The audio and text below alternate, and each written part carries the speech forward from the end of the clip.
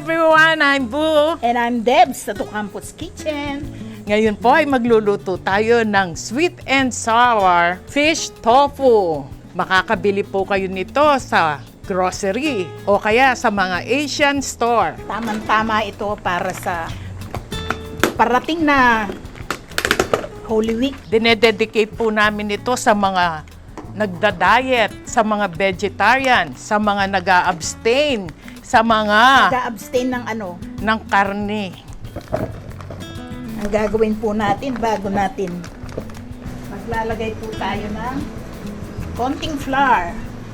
Ito po siya. Maglalagay tayo ng konting flour para maganda ang dating niya.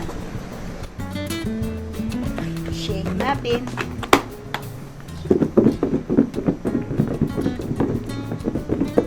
Para walang didikit sa ating pan.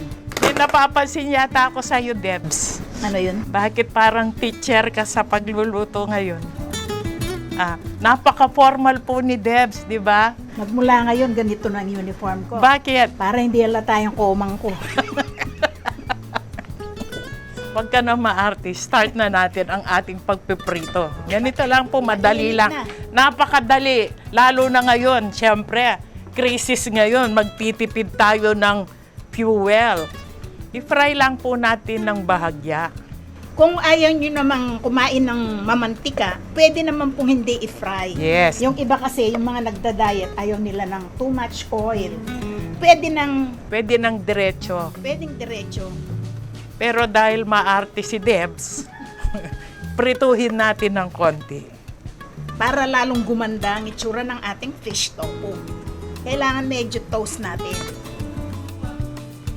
Kasi ayaw natin merong lansa ang ating kinakain. Napakabilis lang pong lutuin nito. Kailangan medyo maging golden brown. Yan o. Sumisingaw na po ang pagka-fish niya. Ano kaya ang isda yung ginagamit sa fish tofu? Siguro kalaso. Diba? Masarap. Nangangamoy kalaso. Diba masarap yung kalaso? Yan, ang ganda. O, tingnan mo, napakaganda ng itsura niya.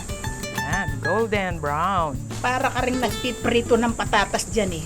Ito po ang ingredients ng gagamitin natin sa sweet and sour.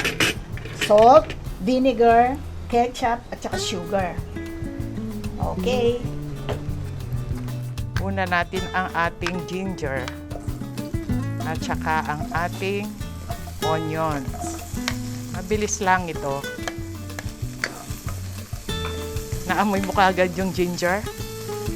O, yan. Nangangamoy na po siya. Diba? Next, yung ating carrots. Sasangkap na po tayo ng sauce. Ito po ang kanyang vinegar. Binubuhos ko na. Siyempre, walang kwenta yan kung walang asin. Maglagay tayo ng mga 1 tablespoon of salt.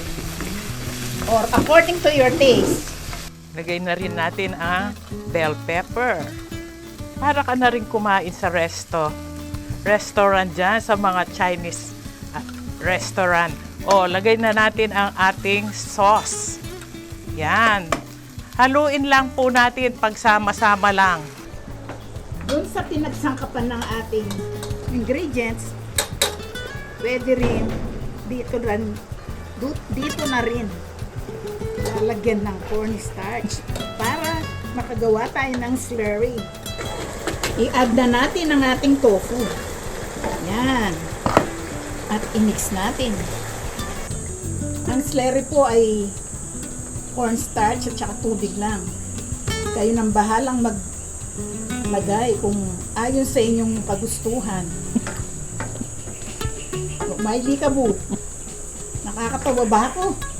Ang ganda. Itap mo na yung ating leeks Ng leeks. para lalong sasarap. Hindi lang maganda. Hindi lang masarap. Napakaganda pa. Healthy pa, nutritious pa. Tama-tama sa mga hindi kumakain ng karne dyan. Okay. Halos cook na po ang ating recipe for today. Ang bilis, di ba? Lalo na yung mga nanay na busy dyan. Yung mga nasa abroad na busy, kayang-kaya ito. It's a matter of minutes. Okay. Panangnangan taniya mong konti. Almost Yan. cook na po. Ang ganda naman. Di ba mahilig tayo sa sweet and sour fish? Ito na ang kapalit ng mga lapu-lapu na napakamahal. Di ba? Di ba? Sa itsura pa lang, napakayami na. Yes. Ito na po ang sweet and sour fish tofu. Sana po nagustuhan ninyo ang aming recipe for today. For sure, magugustuhan nila lahat yan dahil napakasarap Yes. at napaka-healthy. Tikman na natin. Okay. Ayan ang kutsara mo.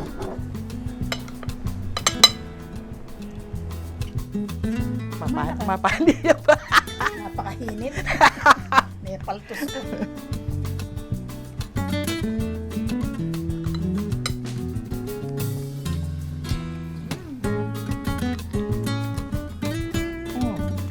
Nasa lapu-lapu. Diba? Anong isda to? Labahita.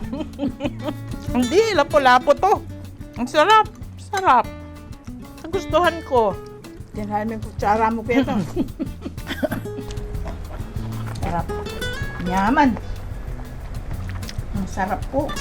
Hali na kayo, tikman nyo na. Gawa na kayo. Gumawa po kayong ganito. Ang sarap. Fish tofu. Sarap na sibuya. Lahat masarap. Kasi fresh. Di ba? At bibili lang namin kanina sa palengke. Okay. Please, like Share. and subscribe At to Campus Kitchen. thanks for watching. We love you. Bye!